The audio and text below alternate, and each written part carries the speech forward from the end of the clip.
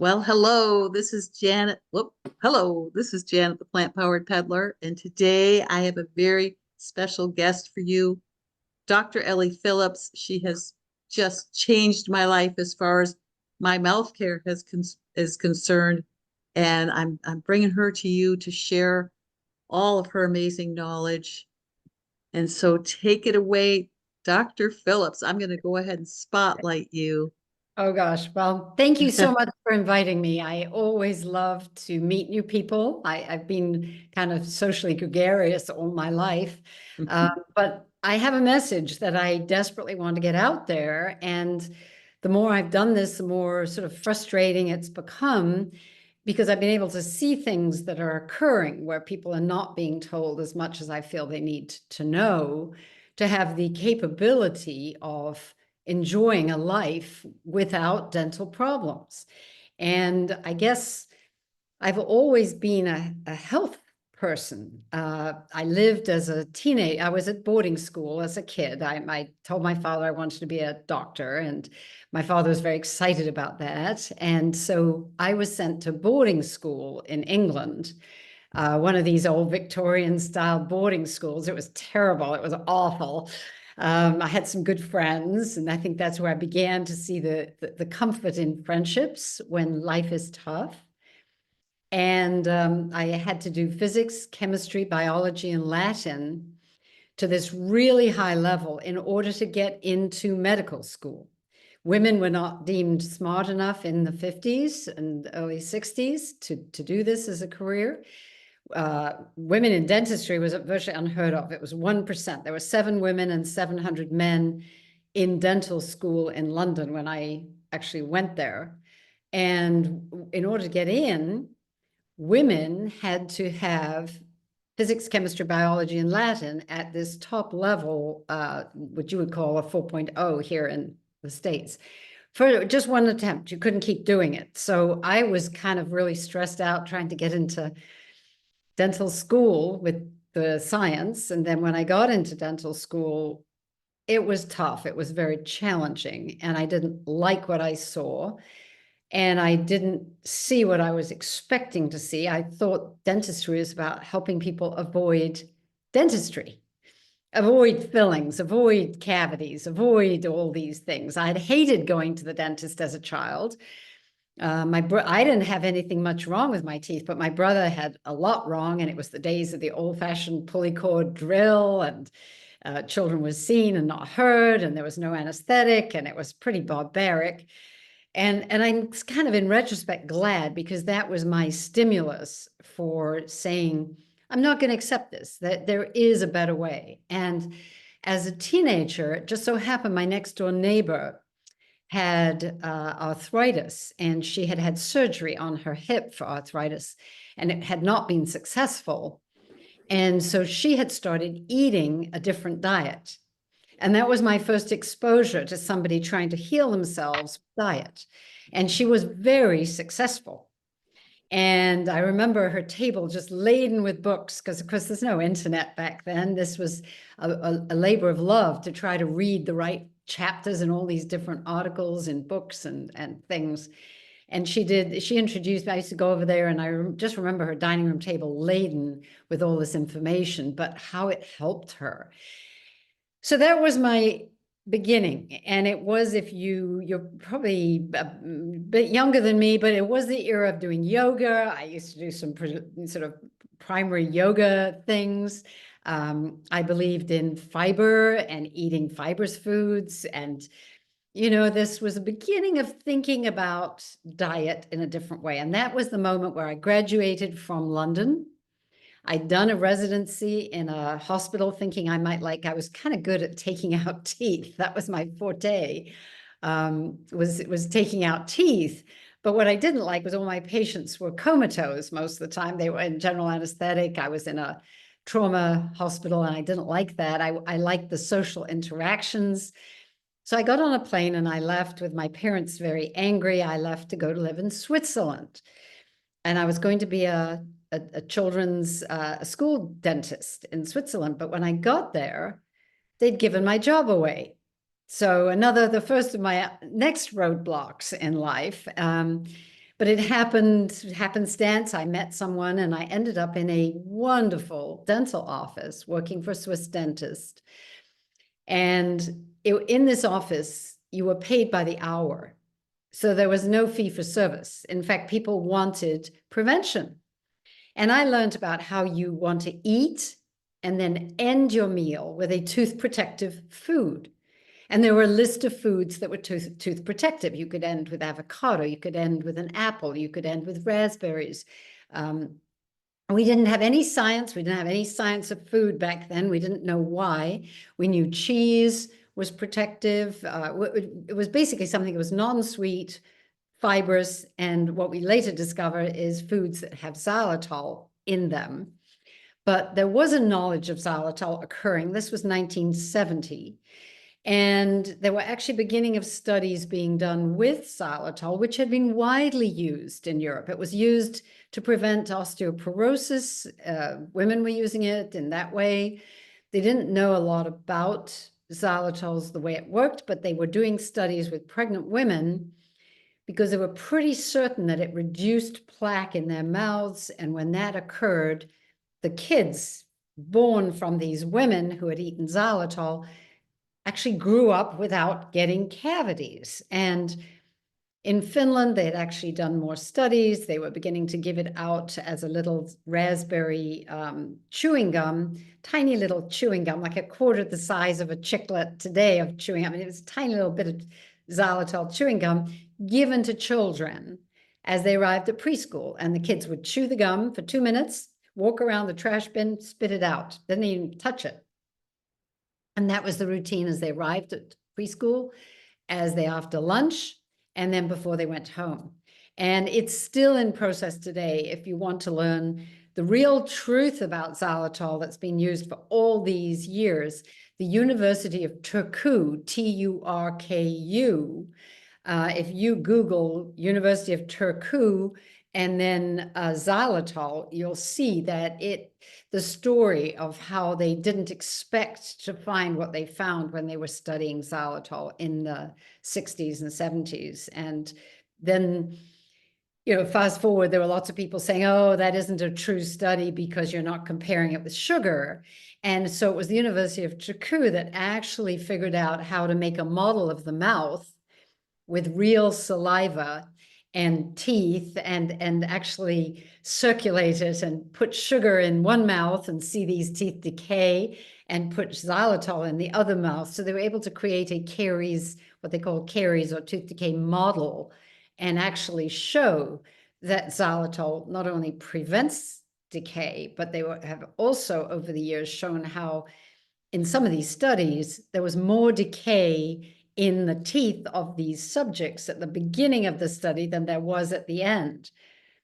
Nobody, I think, has ever said it can reverse cavities except me, but it does. That's the whole point. You can use it in the right circumstances, in the right way, and actually reverse a cavity. If you have a grandchild, I'm doing a thing right now with a child who is 9 years old, and her mother sent me x-rays. She has 2 large, looking on x-ray, holes between her 2 front teeth.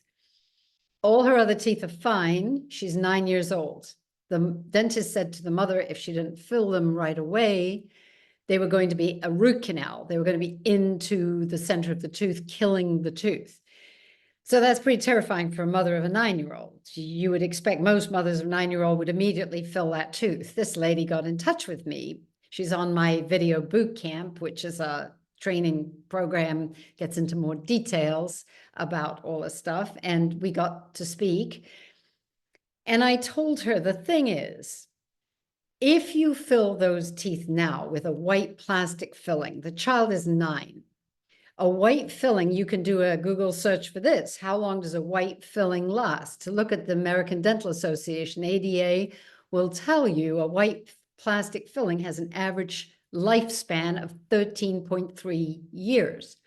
So if she's 9, I'm not real good at math, but if we do 9 and 13, she's going to be 22 when she has her next filling.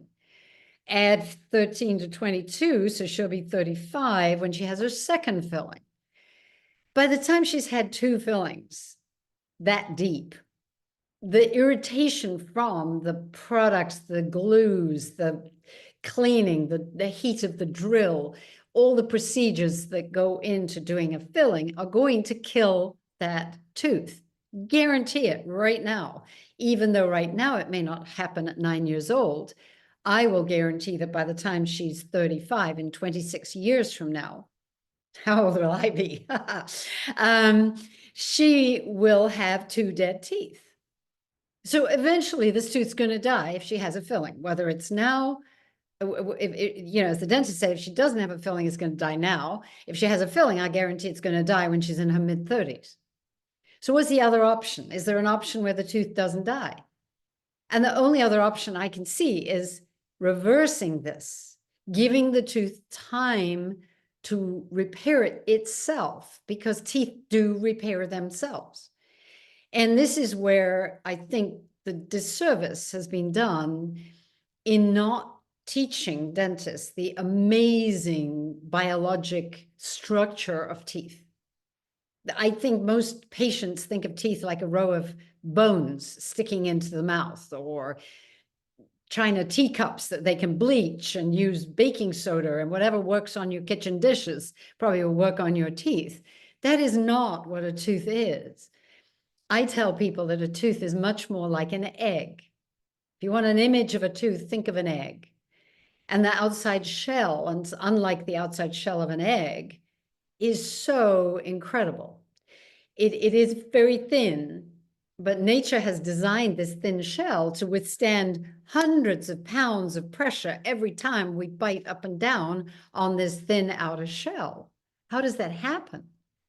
And if you can get a microscope big enough, and I have attended courses where they have shown these pictures. I wish I could get them. I wish I had them recorded when I was there, but it was before iPhones and internet, and I never expected to be able to share this.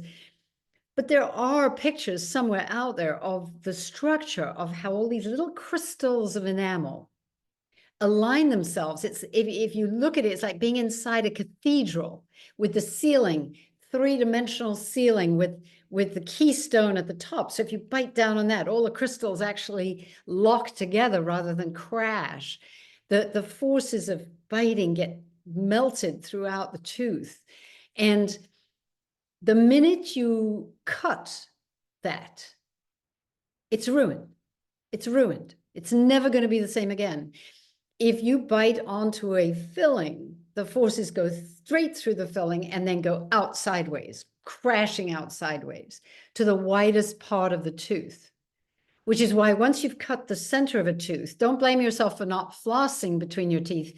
That was not the cause of the next filling, which was probably on the sides of the tooth. They're called interproximal fillings. And often people will get lots of them at the same time because they often got the first filling in the center of the tooth initially. And then all these things crack at the side about the same time. And this brings us to this really difficult fact that just as much as a white filling only lasts 13 years, everything in dentistry takes about 13 years to fully materialize, for you to fully see what's going on. And it's that lag time that is so confusing. I'm online trying to explain to people to use my system of care because I have 50 years plus of seeing its effects. My story begins where my mother was told to have all her teeth taken out because of gum disease. And when I was at dental school, they just started a study, and the study was on nuns in a convent. And what they discovered by doing autopsies on these nuns was that the earlier they kept medical records and did autopsies and tried to mesh the stories of their health together. And they found out that the earlier these women had had their teeth extracted, the higher their risk of dementia. And that was in the 60s. And that was my sign that oral health is connected with systemic health. And I've always believed that from that day. And I told my mother, do not go to the dentist. They don't know how to save your teeth. I'm going to help you. And I know I'm jumping around a bit. Will finish the design of the tooth that actually puts down layers to protect itself and heal the crystals of enamel. But I need to tell you the story of my mom, because how did I know what to do? Well, I didn't. I just knew because I'd been in dental school at a time prior to hygienists. So they taught us, the dentists, how to deal with gum disease. And I knew that they didn't have a clue. They had been cutting the gums with something called a gingivectomy, where if there was a pocket, they just cut the pocket away, because they believed back then that food got trapped down in this pocket. And if the pocket was more than 4 millimeters, it was deeper than a toothbrush. That's why 4 millimeters was the length of a toothbrush bristle. And they believed if the pocket was deeper than 4 millimeters, you couldn't brush the food out. And there was all this crazy Bass technique of putting your brush at a 45-degree angle and kind of flipping it around and trying to get every particle of food out with string floss and this brushing. But we knew it was a disease. That was something I had learned in passing, and it actually was finally proven in the early 1970s that this isn't about food particles. That's why cutting the gums didn't help. There is a disease. There is a bacterial infection that's going on if you've got gum disease. So I told my mother, something is wrong with your gums. It's some kind of disease. We don't know what stops it yet, but let's think about this. And I had had horrible acne at boarding school. And the cure for acne at boarding school, because they told us our skin was dirty, was a scrubbing brush and some ivory soap. So we scrubbed, all of us with acne had to stand at this three bay sink, like a good old commercial kitchen sink, and scrub our faces. And I scrubbed and I scrubbed and I scrubbed, and I see people shaking their head. Yes, because it dried my skin. It used to crack and bleed, and I'd have more and irritation and red and itchy. And I remember the agony of trying not to itch my face that was so itchy. It was unbearable. That was the treatment: ivory soap and a scrubbing brush. And I believe that brush and floss is very equivalent to scrubbing your face because it's dirty. And my relief had come in the form of a very lovely lady in a little white coat in Selfridges, which is a department store in England. And it was the beginning of the Clinique cosmetic business. And I think it was the early days, and they had some sort of funny little slidey thing that was the kind of computer, very high tech for that era in the 60s.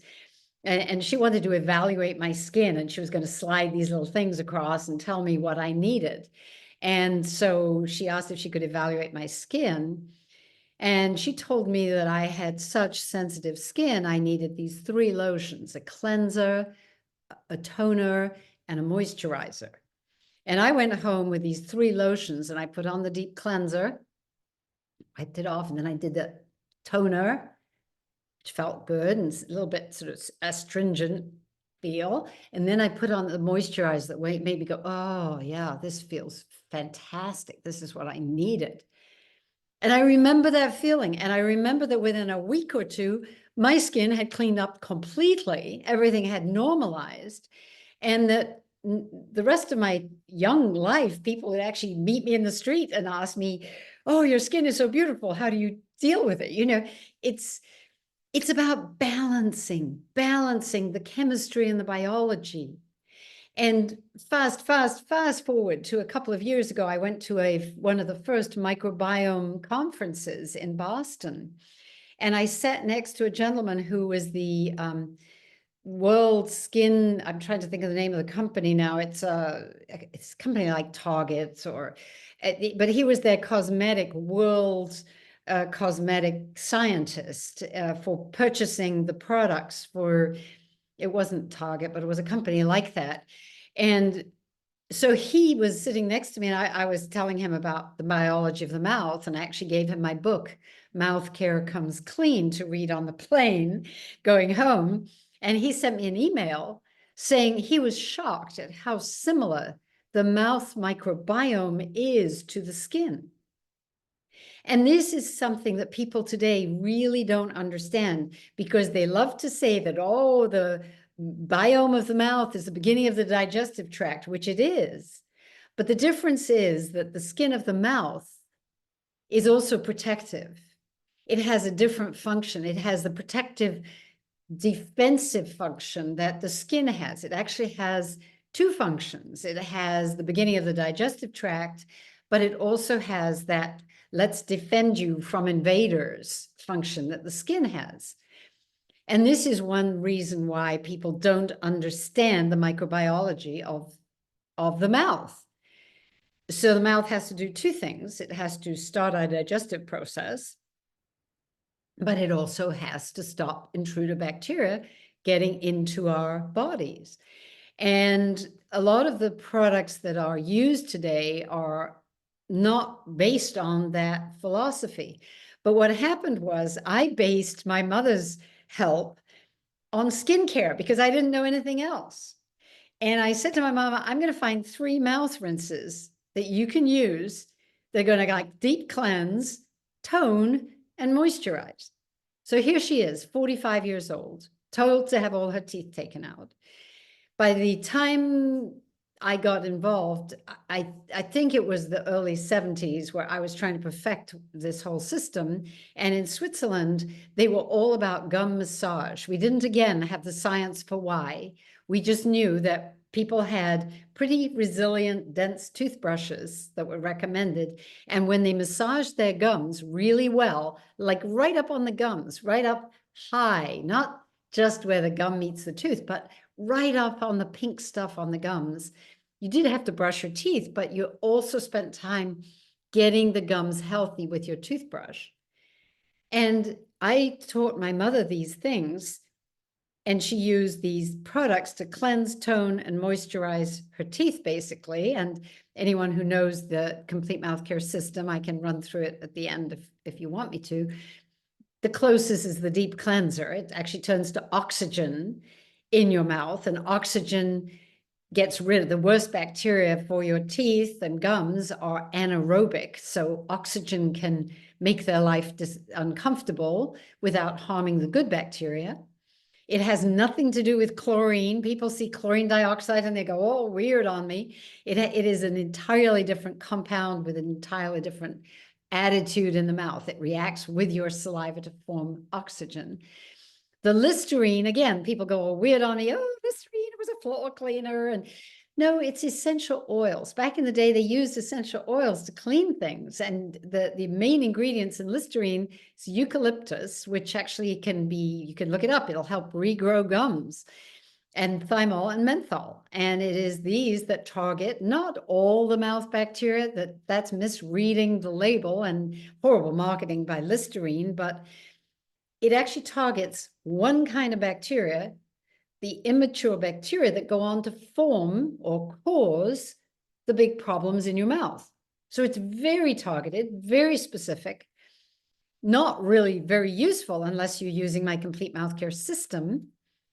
And then the final rinse is a dilute fluoride mouth rinse. And again, I'm the perfect person to talk about fluoride because I grew up in this era of believing it, poisoning my kids with it, having more kids, not poisoning them, finding out how the whole thing goes. I'm an activist to get fluoride out of the drinking water, of controlling people's unmitigated overconsumption of too much fluoride in tea, especially iced tea that is very high in fluoride concentration, and trying to get people educated to understand that there are different fluoride compounds. They're incredibly different. Just like chlorine and fluorine, they are elements, sister elements in chemistry. And remember, I had to do chemistry as a kid at school, so it came in handy dandy when it came to fluoride, because fluorine and chlorine are two gases that are sisters. If you look on the element table, they're right next door to each other. And that means that their compounds are really similar. They behave in a very similar fashion. And when I'm trying to tell people which fluoride I agree with, I tell people, think about chloride. Go to Siri, if you have to go on your phone, ask Siri, what is the chemical name for table salt? I bet you all know it's sodium chloride, right? It is the stable salt of chlorine gas, but it's a stable salt, and we use it as Himalayan sea salt or Celtic sea salt. It comes in all forms, but the chemical name makes it sound scary, but it's sodium chloride. In the fluoride world, it is the same thing. The only fluoride I want you to ever use is sodium dilute, very tiny amount, like a little pinch of salt. We just need a little bit. More is not better, and that is the big danger in the world of dentistry. They thought if a little is good, more is better, and they made gels. You may have experienced these revolting gels that were gunked into people's mouths, 11,000 times stronger than what is in water, drinking water. How toxic was that? 11,000 times too strong. There are even people today that go to bed with gel trays dripping fluoride down their necks. I mean, let's be realistic here. It isn't drinking it that we're in huge quantities. That's why you have the IQ problem. That's why children get poisoned by it in all kinds of ways. And I will tell you the story of poisoning my own kids, because I believed in it. And I had a little dropper bottle. I used to add it to their milk and their foods from the age of, as soon as they stopped breastfeeding, until they were 6 years old. My 3 oldest children, born in the 70s. And then when their teeth came through, my oldest daughter had brown teeth because she had moderate fluorosis. Now, she also has thyroid. No, she has to take thyroid medication because it also is toxic to her thyroid. I mean, I did that to my kid, and she had trouble conceiving. I mean, normal, the usual systemic problems. And I'm so sorry that that happened. I did the best thing that I was trained to do. My second daughter has less fluoride because I was a little busier. My kids were born a year apart. And the next daughter had little white spots all over her teeth, which is more mild, still quite serious fluorosis, and less thyroid issues. And my son had more damage to his molar teeth.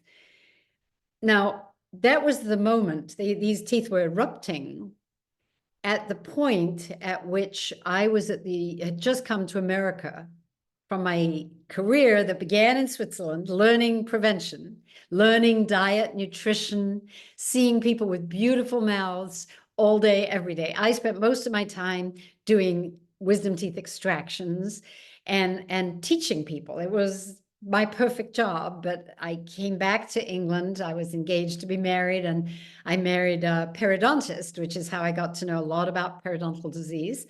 He was a world famous researcher in periodontal health. And we had practices in England. And I was doing, men generally at that era of time in the 70s didn't want to be treated by a woman. We were not going to be capable. So my practice was mainly children and women. And when they saw the results, how their kids didn't have cavities, and then they didn't need cavities and their mouths felt wonderful, then they brought their sisters and their mothers, and we had this hugely busy practice, lots of phobics, lots of special needs kids. It was an amazing, fulfilling practice. And my husband then, this periodontist, was a English rugby football player. He was playing around the world and for England, and he had a very bad accident and was crippled. He was incapacitated. So for a period of time, I had to run not only my busy practice, but his too. And it was then that I put his patients on my system of care. And remarkably, it worked for them too. So I didn't know anything at that point, except, this crazy skincare routine for the mouth was working. And first, as I say, it was for my mother, who, long story short, from the age of 45, being told there was nothing she could do, her teeth were falling out, managed to keep them in her mouth until she was 95 years old when she died. not all of them. She'd lost some teeth already at that point. She was a mess. She was ready for full dentures at 45. My father had had all his teeth taken out at 35 going into the military. And just to let you know, he was sharp as a pin in his mid 80s. So I think this dementia thing is more acute for women in some way. That's what I think. I don't know. I don't know why, but it didn't seem to affect him having his teeth taken out so early. But certainly in my family, all the women who had their teeth taken out early, around older than my mother and her mother, had early onset dementia as a problem. And my mother did not. So I'm very happy for that. My patients, I saw how it worked for them, how I learned more about diet and habits and nutrition, and I teach all of that. And my experience in Europe had taught me about tooth protective foods at the end of meals.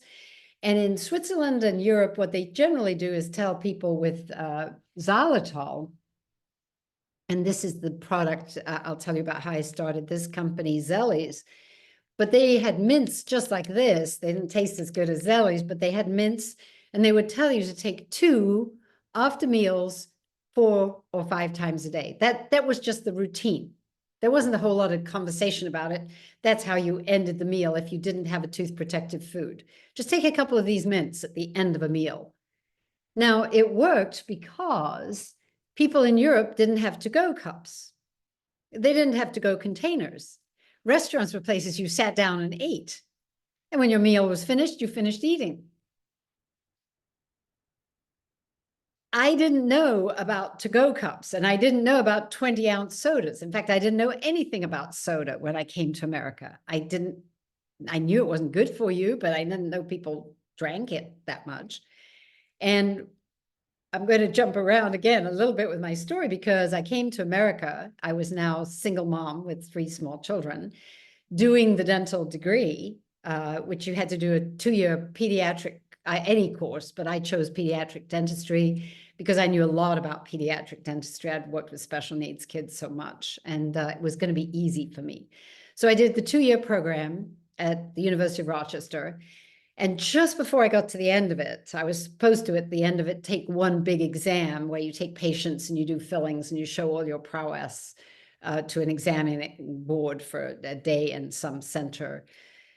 They changed the licensing laws and said I couldn't do that anymore. I'd already taken the written tests and everything, but I couldn't take this exam because all foreigners had to go back through the whole of dental school. And I'm saying that's ridiculous. I'm not going to do that. I've been a dentist all these years. I used to work 7 days a week in my practice in order to squeeze extra people in. And so I said, I'll wait. They're gonna realize this is ridiculous. And so while I was waiting, I needed a cup of cappuccino, and nobody knew what that was. They would say, cup of what? And so I drove to New York City from Rochester, and I bought a cappuccino machine. And in a small 500 square foot space, my 3 small preschool children and I opened a coffee shop that was kind of like a Starbucks, with some Swiss pastries, which were far better than Starbucks, in a dessert case that I happened to come across, which was the good fortune. I've been blessed every step of this way. So I had this amazing dessert case full of English trifle and Swiss pastries and whatnot. And I didn't sell any soda. I mean, I sold great coffee. I brewed tea. I sold things that I believed were healthy and good for you in moderation. I don't have a problem with dessert, providing you end the meal with a tooth protective food. What I discovered were people were so confused. They would say, look at her, she's a dentist standing behind the dessert case. And it's like, yeah, what's wrong with desserts when they're made with fresh fruit and whipped cream? And there's nothing wrong with that. It's not going to get stuck in your teeth or anything. And I realized the level of non-understanding about teeth. I had hygienists that I would talk with who thought diet soda was safe for teeth because it didn't have sugar. So in order to teach people, I bought myself a pH meter, which in those days was a suitcase with a long probe, and I could stick it in things, and I could get your saliva, and I could measure the pH of your mouth. And I started measuring everybody's pH. And if you come across my book, my first book was called Kiss Your Dentist Goodbye. And it was written in that era when I had little kids. Took me about 12 years to write it, so it was finally published in the early 2000s. But it was about this. It was about this fact that people are wrong. They're blaming sugar when it's acidity. And acidity happens from all kinds of reasons. It happens from, yes, drinking diet soda. Yes, drinking coffee. Yes, it happens for an hour after every meal. Every meal, your mouth's acidic for an hour. It's the process of digestion in your mouth. But that doesn't have to hurt you if you end that meal with a tooth protective food and then you stop eating and drinking. And now I have to give a time span because people are like, what do you mean? Stop eating and drinking? You mean for an hour? And I have to try to explain to them, yes, an hour is minimal. Ideally, you want to be 90 minutes. And because your group is so into health, let's talk about this, because in that hour, if you have had a healthy meal, which you're all eating, with vegetables and nitrates, it takes an hour for those nitrates to go through, to be digested by your digestive tract, to be absorbed into your blood circulation, to circulate around your body, to arrive at your salivary glands, which are basically like a bird's nest, full of capillaries, little tiny capillaries of blood that intermingle with your gland, which is the ducts of your salivary gland that are nested within that blood supply. And there is a direct transmission of minerals from your blood into the salivary gland. And then they are condensed and changed slightly and other things added in as they travel down the salivary duct and end up coming into your mouth. So the foods that you eat within an hour will be absorbed, transcribed around your body, and come out into your saliva. And it is condensed down in such a way that in your saliva, that liquid at the end of a meal is super saturated. It is basically burdened with so many minerals, it can hardly carry them. And it's going through your mouth. And if your teeth have just lost minerals, it is more than delighted to drop those minerals down onto your teeth, where they will be absorbed by the correct way of caring for your teeth, so they are ready to absorb. They need special proteins on the outside of them that will attract those minerals. That's what my complete mouth care system does. It protects your teeth. It actually makes your teeth ready to be ready to absorb this benefit from your own mouth, from your saliva. So when people talk about remineralizing teeth, oh no, you can't. Well, oh yes, you can if your teeth are properly prepped, that your digestion is healthy. And I'm not going in there because you guys talk about that all day, every day, the fiber, the food pairing of foods that help each other to be absorbed more fully, the right kind of foods that get absorbed, the need for exercise to get the circulation in your body moving around. And then I'm, as a dentist, telling you your salivary nests are just waiting to exchange that great stuff you just ate into your mouth to benefit your teeth. So cool. But more than that, there's what was that chef used to say, that up a notch, one of those chefs used to say, let's kick it up a notch, right? I can't remember his name, but this goes even more amazing, because on the back of your tongue are certain bacteria that, if your mouth is healthy, they take those nitrates from the foods you've eaten and now in your salivary liquids, and they change them into a product that you swallow. And in good stomach acid, if you have good stomach acid, note to self, don't take proton pump inhibitors. Don't mess with your stomach acids. You know, a lot of even pain medications and things mess with your stomach acid.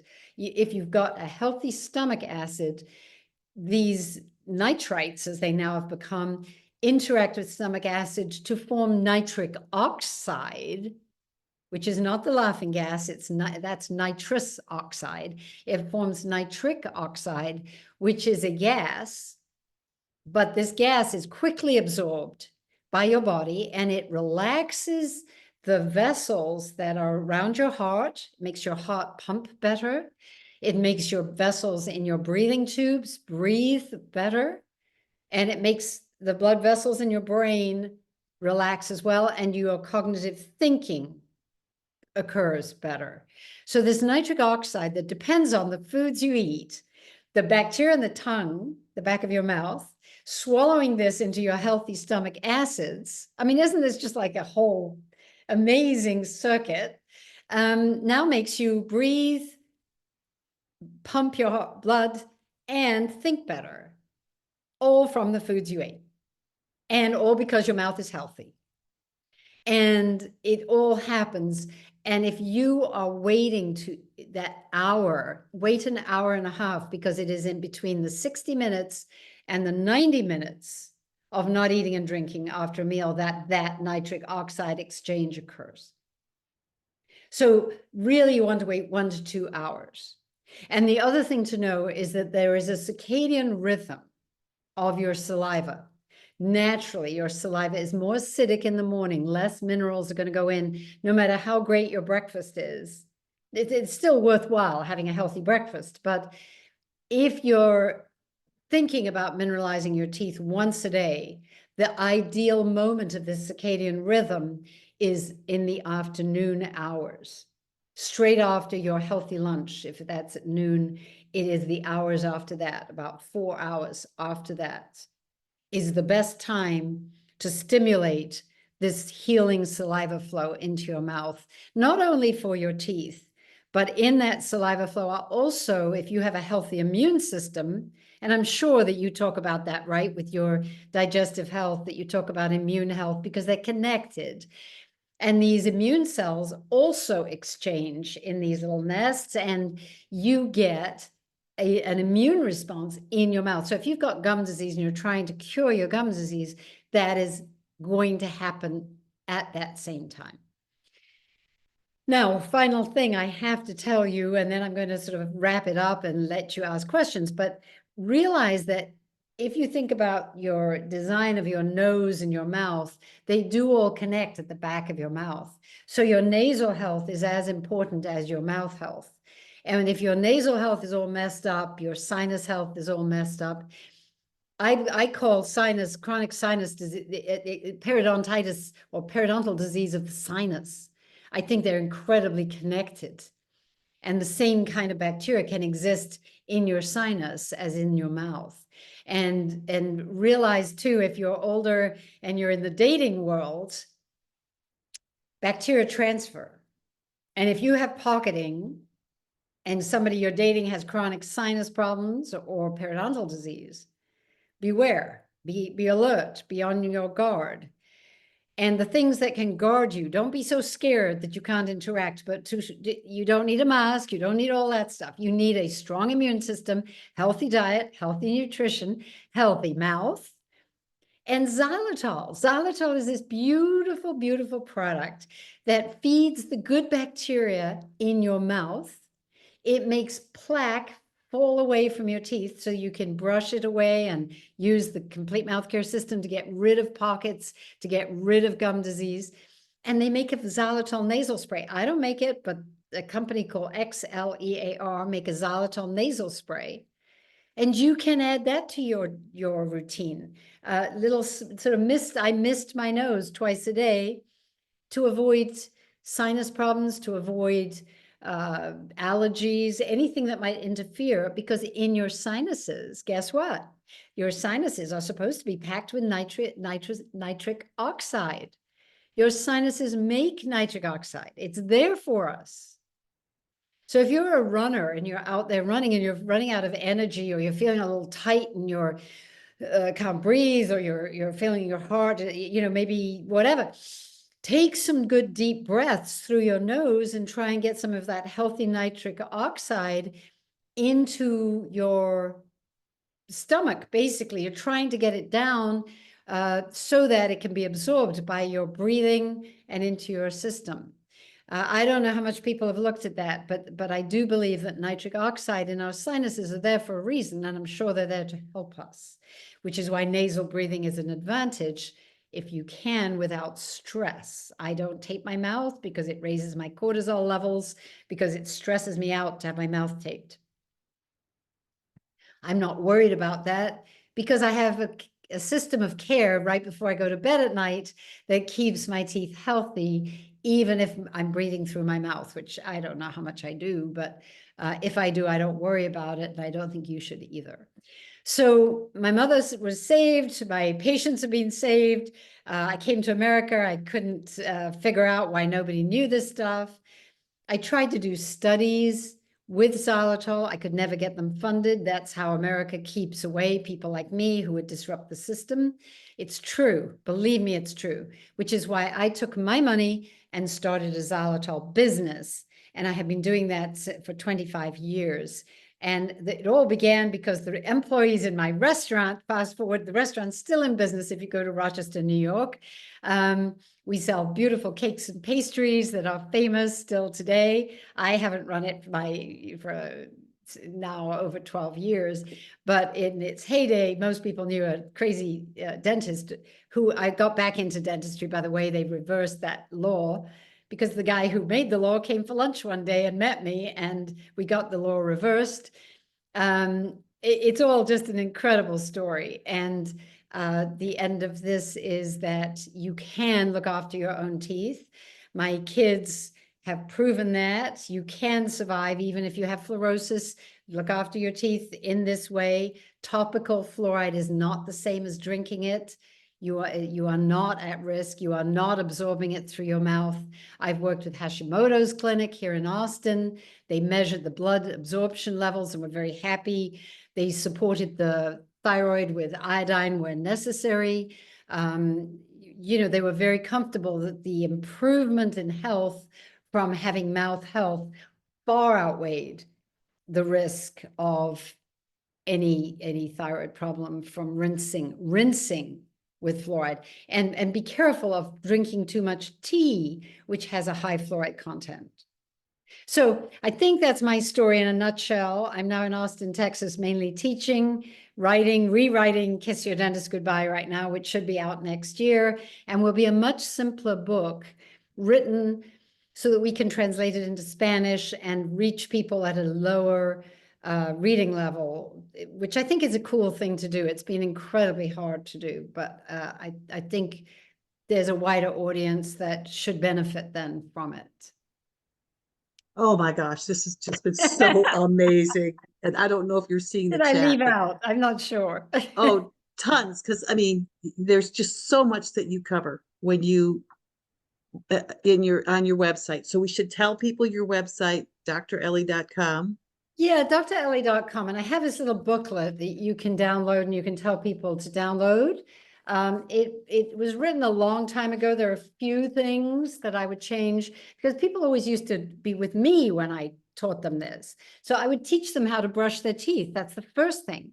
And one of the biggest problems I've had, if you look online, is people say, oh, my teeth get stained.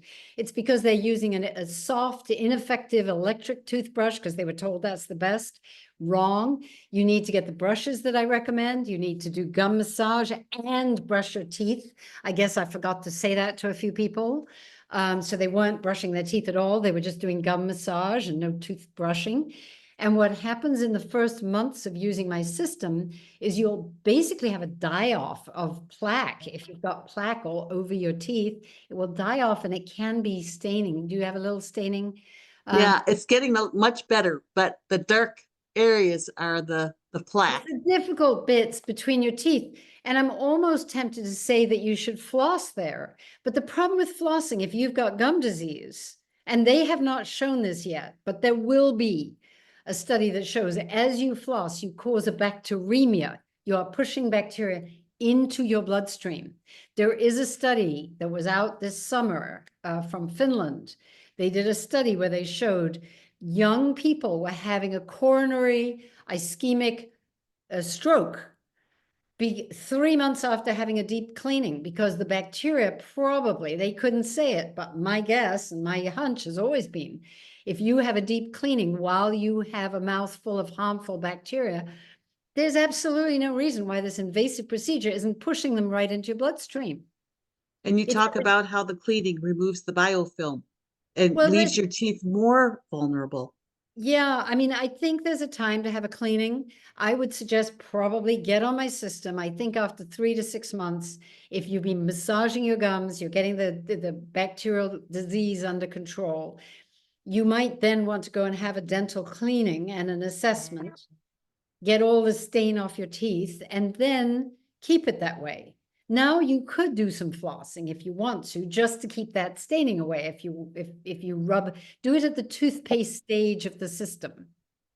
And the system, just for everybody, begins with this minute of the closest, which is going to turn to oxygen. I recommend the original toothpaste, the Crest Cavity Protection original toothpaste, $1.95 available, because it actually was proven to mineralize teeth. It isn't nano hydroxyapatite. You do better just to let your own saliva mineralize your teeth and use that. You rinse the toothpaste off with Listerine. As I mentioned, Listerine has essential oils. It's very helpful. It's an astringent. You don't leave an astringent on your skin. It's a part of the process. And you rinse it off with the equivalent of the moisturizer, which is the Act.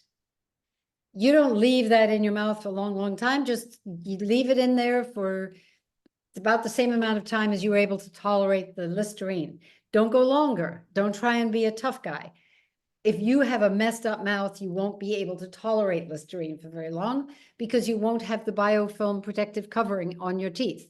If you've been using baking soda or peroxide, or you've just had a dental cleaning, your teeth will be really sensitive to this. Don't worry, do it for as long as is comfortable. And all of a sudden, one day after about a month, you'll go, oh yeah, now it feels great. Yeah. So it's not the Listerine that's the problem, it's your mouth that's the problem. Yeah. And then, of course, there's the xylitol, this company Zellies that I made mints for my waiters with bad teeth in the restaurant. They were smoking cigarettes, they were drinking coffee, and they were eating Altoids. So this particular Cool Mint was the first made 25 years ago. So they wouldn't eat Altoids. They would have, after their coffee and cigarettes, they would have 2 of these mints before they went out to the tables in the restaurant.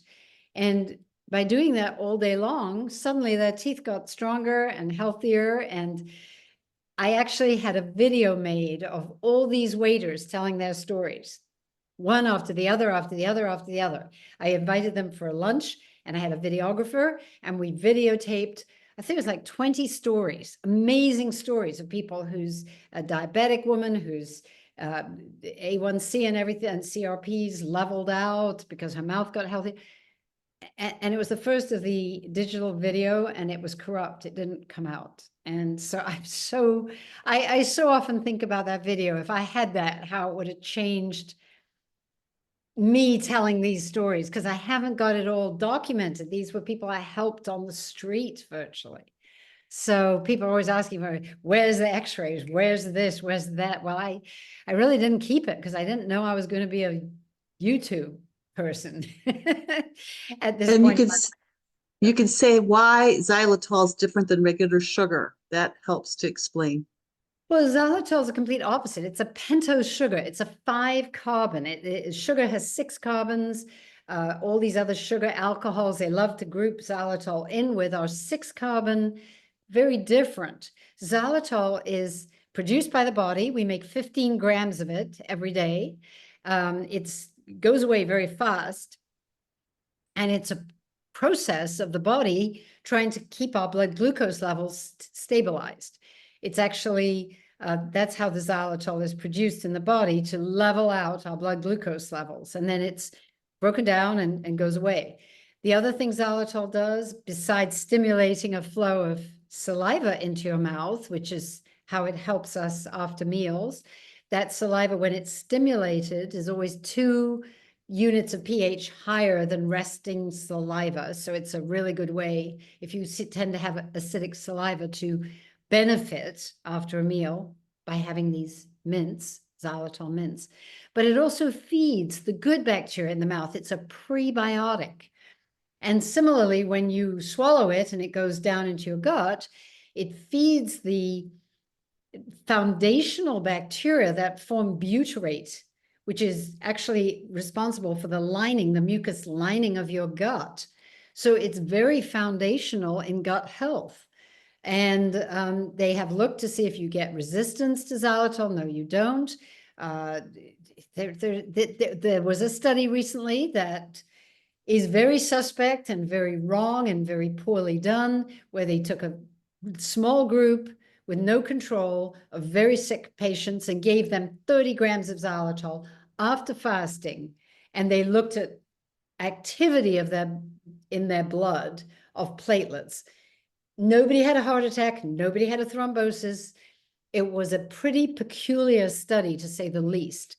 And some very wonderful, highly intelligent dentists who know a lot more about science than I do are going to take this thing apart very soon. So don't panic.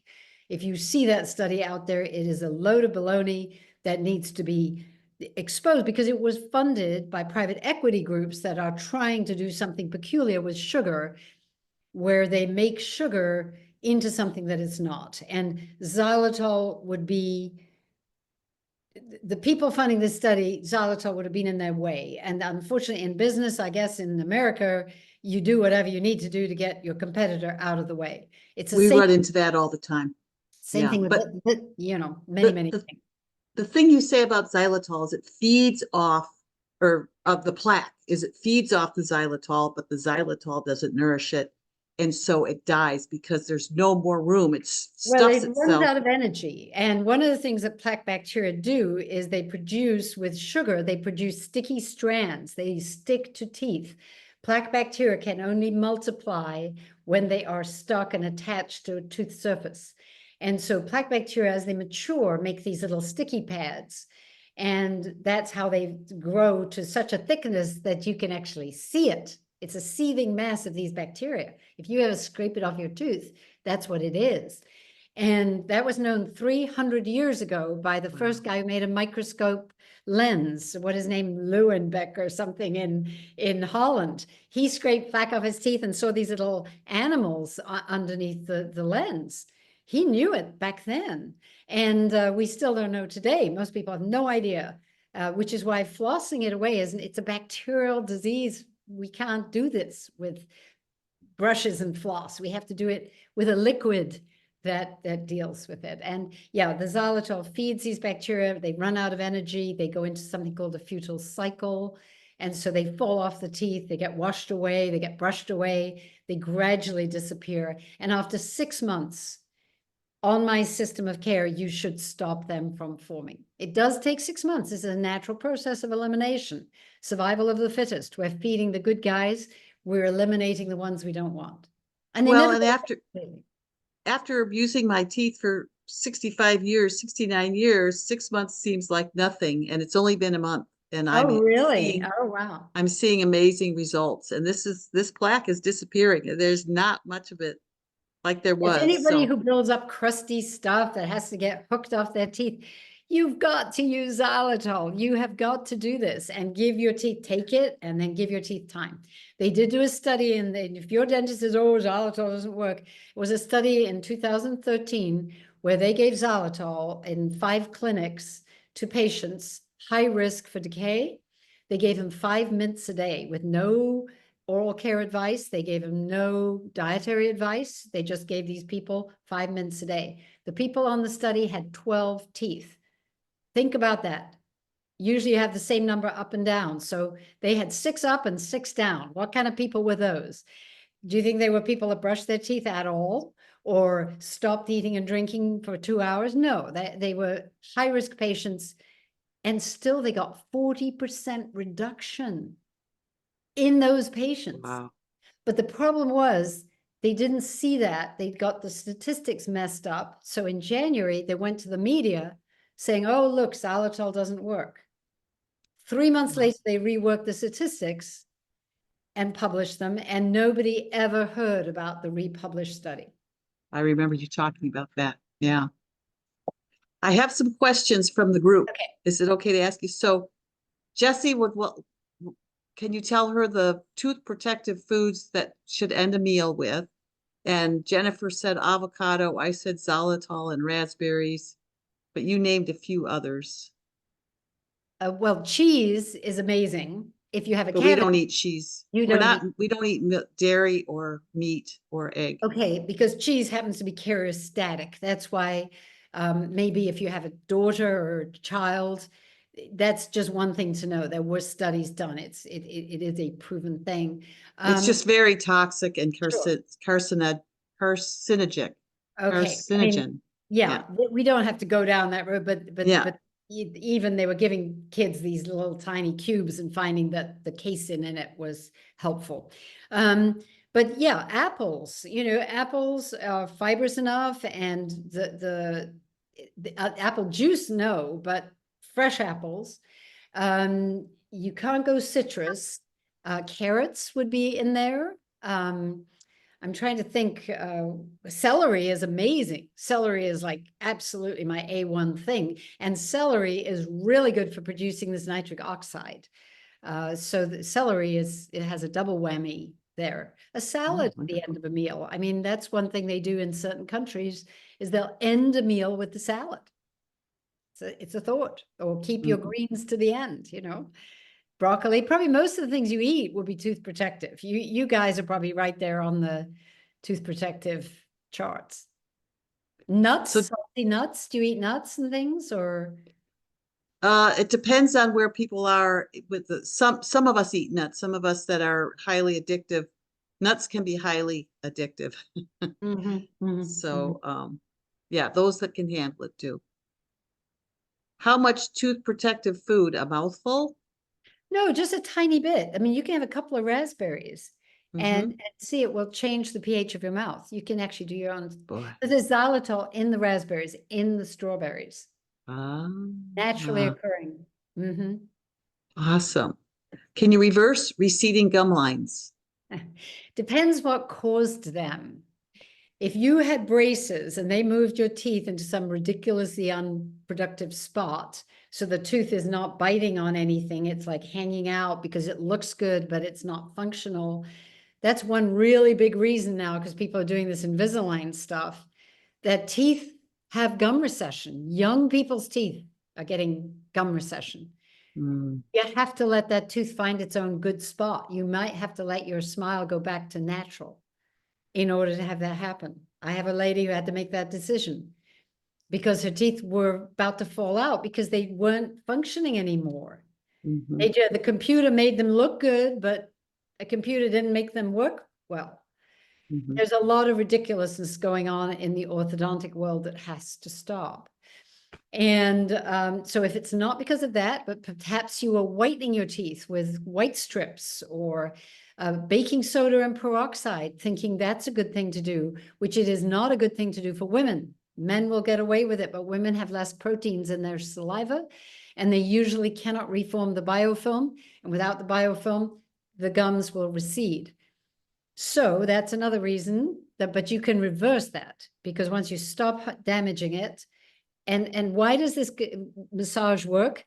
It actually stimulates stem cells. It creates lymphatic drainage, which I'm sure you know about. It creates angiogenesis, the growing of new blood vessels into the area. And then you are stimulating with your diet and nutrition wound healing. So you guys would wound heal and heal up so well, but you won't do it with a very super soft toothbrush because you don't get this massage. And you won't do it if you don't have biofilm on your teeth. So you kind of have to do the package deal. But yeah, gums can regrow. That's how my mother said, once the gums have regrown, then the bone comes back. My mother had lost 50%. I mean, her teeth were waving around in the breeze. Then she lived to 95 with perfectly solid teeth, virtually no dentistry at all. I think she had a one white filling replaced. Can you remineralize cracking Yeah, like you were saying? in Yeah. a week or Oh, two. awesome. Mhm. Awesome. But Okay. you won't do it without the Listerine Act combo platter. And the problem I'm is that doing it. a lot of people, and you can't do that without using the particular toothpaste I recommend. I've I'm got some using it. like this, and so they were trying to do it without. You'll ruin everything. It is a system. I'm sorry it's blue. I'm sorry it's not all organic. I know what's out there. I could have made one that pretended to be this, that was all organic. I didn't do it because I wasn't going to be dishonest. I wanted people who had dental problems to get well. And it was more important for them, if they needed this, this is like a medicine. Get Mhm. yourself well, and then you can mess around with it. Maybe you don't need all of it. You can decide once you get well.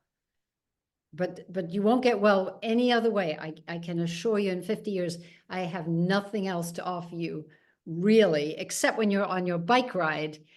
I would recommend the Miswax stick, which I should have brought for you, but we'll do it at another time.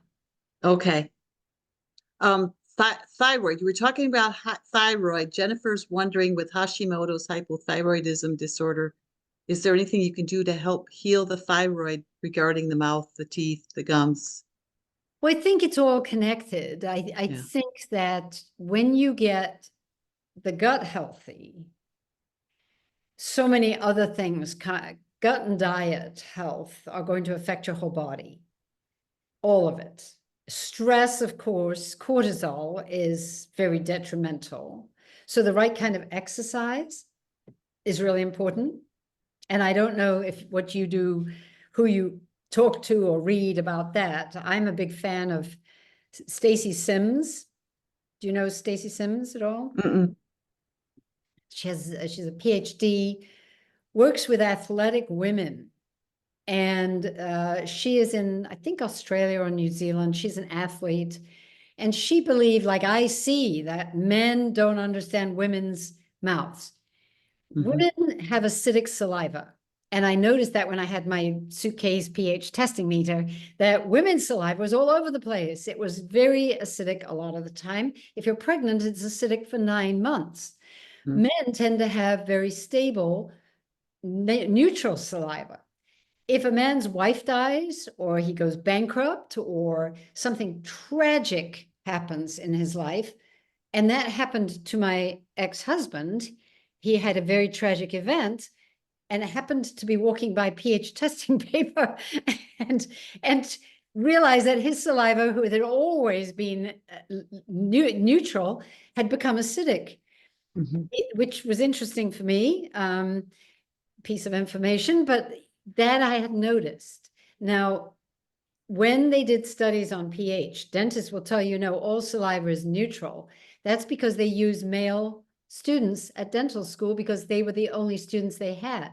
They didn't Mhm. have men and women. And they did these studies in the 60s and 50s, and they've never looked back at it, really.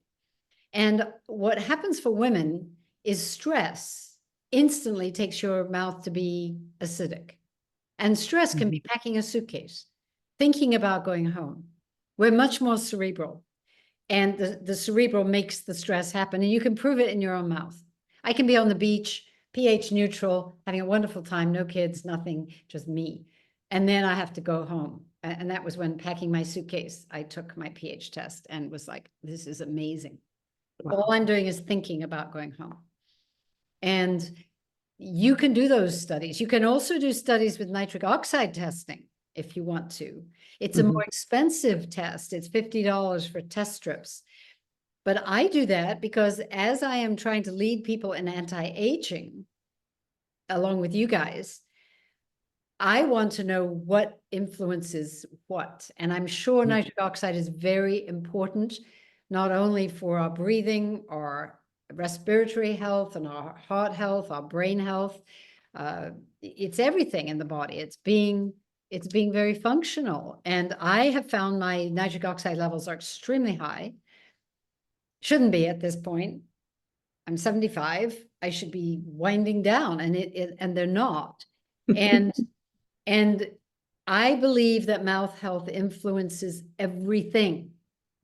It's not that it's as well as, and back to your thyroid issue, I would get your mouth healthy first. And the trouble with most thyroid patients, or I shouldn't call you a patient, people struggling like my daughter with thyroid issues, they're scared of fluoride, so they will not do fluoride, which is the only thing that's going to get their mouth probably into the health bracket they need to be. Hmm. And they may be short of iodine or other things, other supplementation they might be able to use. And I think, by nutrition, seaweed, do you get into that? I mean, I'm sure that that's Yeah, a really good way to supplement if you want to do that, and be really aware. Most people are not aware how much fluoride's in tea. I've said it 3 times or 4 times yeah. because you're the kind of tea drinkers. You're sitting there with your green tea that is so good for you. Check it. I don't know if you can check how much fluoride is in tea, but Hmm. I know iced tea, like Lipton iced tea, is 7 parts per million. I think 7 times stronger fluoride than is allowed in drinking water. Wow. So if you're drinking a couple of gallons of iced tea, because I know people go out for dinner with them and they have the restaurant just keeps filling up the old iced tea. Yeah.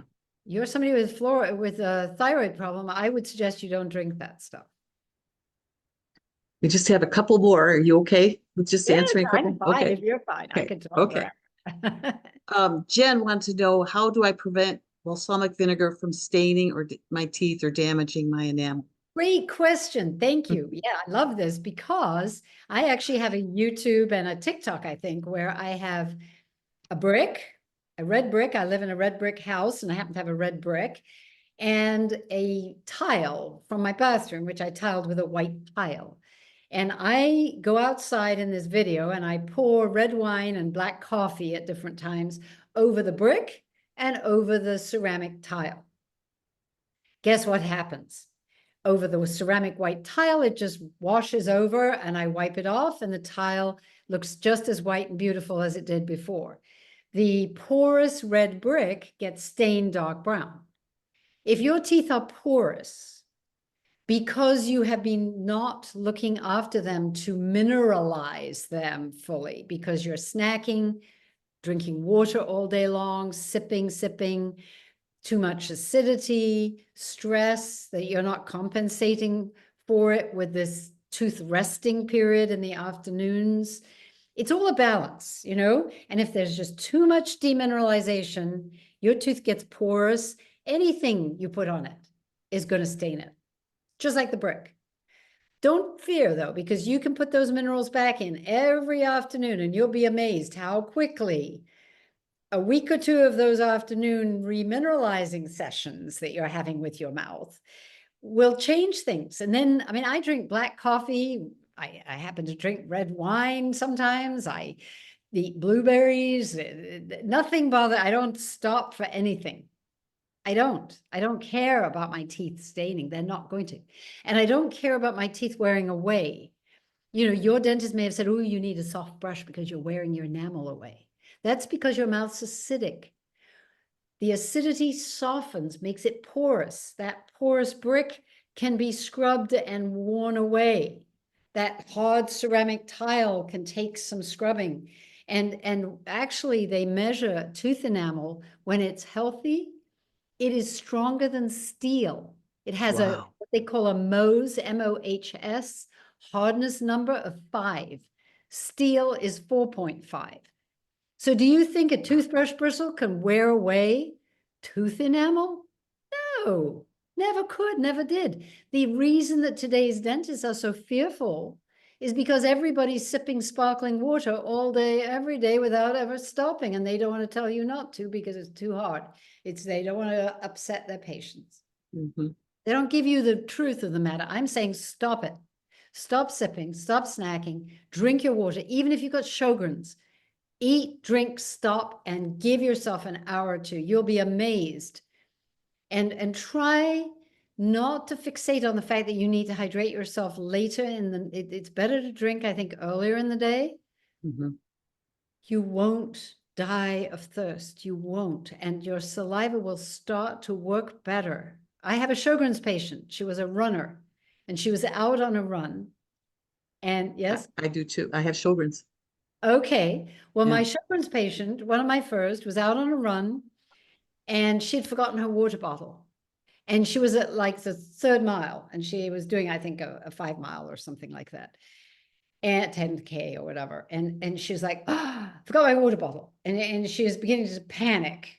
And then she remembers Dr. Ellie would say, you're fine. You're going to be fine. No problem. Don't worry about a thing. So she carried on. She decided to plow through.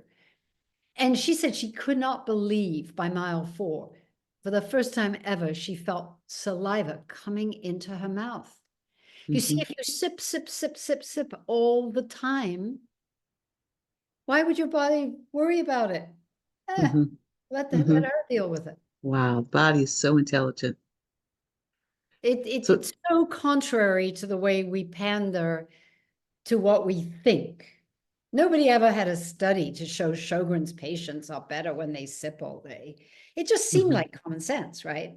Flossing seems like common sense. There is not a shred of science anywhere to show that flossing improves your mouth health. There is none. wow.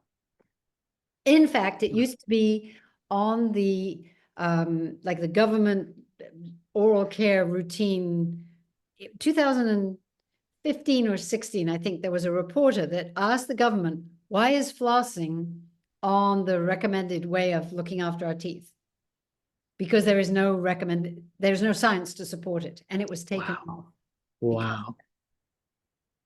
There's a Just big flossing lobby. They make a ton of money. So Jesse's wondering, is it true that light brushing of receding gums is not harmful? Oh, you must brush them. That's the only way you stimulate the healing response. Don't be scared.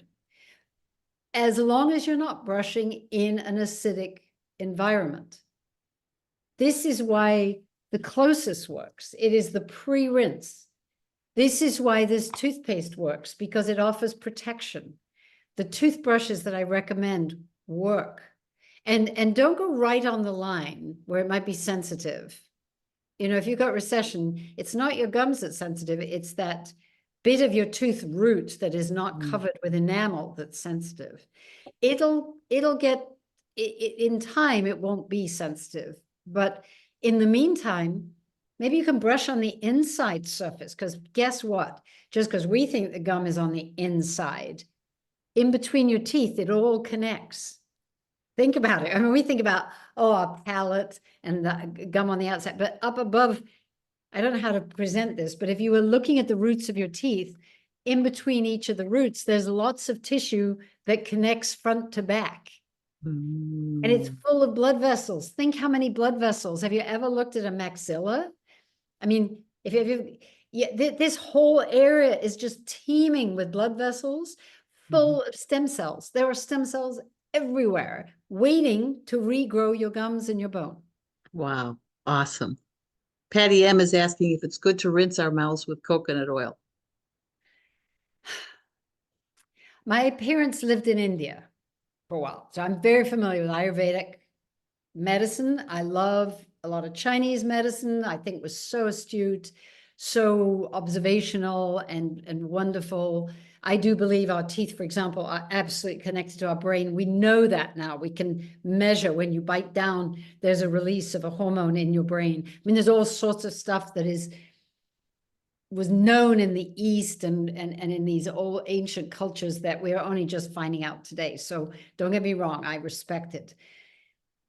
If I had gum disease, I would not use oil pulling. If I had cavities, I have a kid with this kid with cavities, don't do oil pulling. It doesn't work on cavities. Not that oil pulling is bad, but it's just not going to give you the results that this can give you. Maybe it's something once you get your mouth in complete health. My mouth has been healthy. My last cleaning was 40 years ago. I go regularly, I go tomorrow morning for an x-rays to make sure everything, I'm not fooling myself. I don't have anything wrong. My gums have stayed at the same place they were when I was 21 years old. Would I do oil pulling? Well, who's going to massage the gums? Am I going to do that afterwards? Actually, I did, you know, I'm aware of oil pulling. I am very familiar with it. A family member did it, and it's difficult to do well. And I think it's good if you were in a country like India where you didn't have closest Listerine Act and you've got gum disease. My guess is you could get the gum disease to be a lot better. My guess is that is a therapy that works to some point. But if you know elderly people living in India, the cultural people who live in India who would have oil pulled for most of their lives, who've done it, followed tradition, most of them don't have teeth when they get to a certain point in life. I think that's true. I don't know if that's true, but that was my observation. A lot of elderly Indian people in that environment of that culture didn't have teeth. Now, if you want to, that's why the Miswak stick is so interesting. If you want another way of looking after your teeth, they know that in Middle East and parts of Africa where people use these sticks, they keep their teeth for life. I did a TikTok about the Miswak stick and I had absolutely nobody say anything bad about it. They told me that their grandma had used it and she kept all her teeth till she was 95. I mean, I had hundreds and hundreds, and I think we did 2 million views or something on this, not a single bad report. So if you refuse to do what I've suggested, because it's green and blue and fluoride and you just can't, I would say try the Miswak stick. I'm not sure if it can reverse a problem. I don't have that experience, but I have a 15-year-old teenage boy who refuses to use Grandma's Ellie's kit of products because he's all into natural stuff right now. So I gave him a bag of Miswak sticks. He says they don't taste as good, but they'll work. They contain silica, like the toothpaste. They contain essential oils, like the Listerine. They contain some fluoride, like the Act. They contain some resins, but they will probably stain your teeth a little bit browner. That's the downside. They can stain your teeth, but you can buy them on Amazon. They are an option. Ramona's asking oil pulling. As I say, I actually think oil pulling with sesame oil would be my suggestion. And don't forget, then you've still got to do gum massage. And your toothbrush is Dr. Plucker's? Dr. Plucker's mouth watchers, which is a word I can't say very well, but Mouth watchers. Yeah. And the reason that they're good, I used to make a toothbrush with all these waiters in my restaurant. I had like 50 waiters at one point, and I had all these toothbrushes, and I decided, I wonder which toothbrush is the best. And I gave all the waiters 2 brushes. Do you like this one or this one? This one or this one? I did it for some years. And it turned out 2 brushes were their favorite. They like the head of this one and the handle of that one. So I made a Zelly's brush that some people out there probably still remember. I used to sell 25 brushes at a time. People were in love with these, but I didn't sell enough. And the company that was making them went out of business. And I happened on Dr. Plucker at a dental meeting, and I happened to try his brush and say, wow, this is almost as good as mine. So that's why I recommend them. He offers me nothing. I once he never said thank you. He didn't. But, he does not sponsor me. He doesn't even probably know that I recommend his brushes. It really is a nice brush. I love it. And I've got, like you say, I have one for morning and one for afternoon or evening, because you like them to sit 24 hours so they completely dry.